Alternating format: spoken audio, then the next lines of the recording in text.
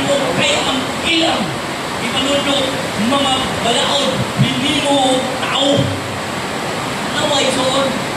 Kung makagadag doktrina, kasi di man akong topic ko, ang topic mo gaya, may tumol, matuod na iglesia. Pero ang matuod na iglesia, matuod yun na bakak na iglesia. Una, may mga siya na, ay, impas na rin. Impas din lang eh. Napas mo lang sa impas na naman. Puro balik ang ilahang ebidensya. Diferensya rin, diferensya. Diferensya. Diferensya. Ganun man. Bisan kung saan mo iksoon, o yun ang pala niya, kasi mas kayo. 10 seconds. So, mga organization na suti na iksoon.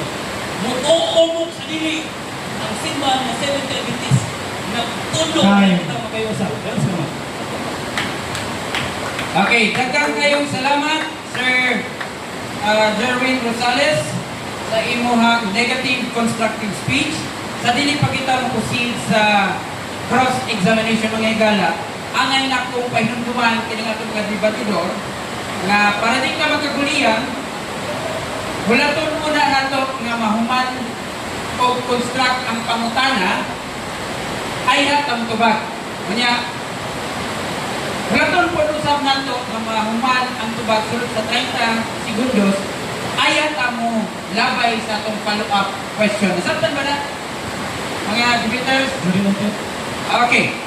So, ang cross-examination, magsugod na. Sir, unang pangutana. Unang pagkatala, gigamit yung Polibus Katoliko. Nanayagigong na Juan. Mabasa pa din na kanang Juan referring sa apostol? Sumala sa mabasa ang Juan human. Greco? No. Sorry. Ano question is categorical? Mabasa o dinig? Categorical. So, humana ang question.